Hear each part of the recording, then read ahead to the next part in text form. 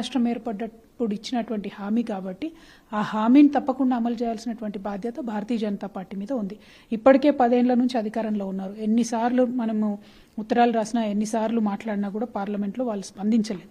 కానీ అప్పుడు BRS party అధికారంలో ఉన్నప్పుడు కేసీఆర్ గారు కంటిన్యూస్గా ఈ ఇష్యూని ఫాలో అప్ చేయడం, అక్కడ బయ్యారంలో ఉక్కు ఫ్యాక్టరీ పెట్టాలంటే దానికి వయబిలిటీ లేదనేటటువంటి సాకు బీజేపీ చూపిస్తే దాన్ని కాదని ఛత్తీస్గఢ్ గవర్నమెంట్తో కూడా మాట్లాడి, ఛత్తీస్గఢ్ గవర్నమెంట్ అవసరమైతే మనకి ఇంకొక 100 మిలియన్ టన్నుల ఉక్కును వాళ్ళ దగ్గర నుంచి కూడా ఇచ్చేటటువంటి ఏర్పాటు, తద్వారా బయ్యారంలో పెట్టేటటువంటి స్టీల్ ఫ్యాక్టరీ ఏదైతే ఉంటుందో అది ఫీజిబిలిటీకి తీసుకురావాలనే ప్రయత్నం ముఖ్యమంత్రి గారు కేసీఆర్గా ఉన్నప్పుడు చేశారు.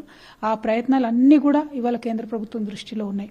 వాళ్ళు తలుచుకుంటే భారతీయ జనతా పార్టీకి తెలంగాణ పట్ల ఏమాత్రం చిత్తశుద్ధి ఉన్నా, ప్రేమ ఉన్నా, ఇక్కడ రాష్ట్రం అభివృద్ధి కావాలన్నా, ఇక్కడ యువతకు ఉద్యోగాలు రావాలన్నా తక్షణమే భారతీయ జనతా పార్టీ బయ్యారంలో స్టీల్ ఫ్యాక్టరీని పెట్టాలి, ఉక్కు కర్మాగారాన్ని నిర్మించాలి.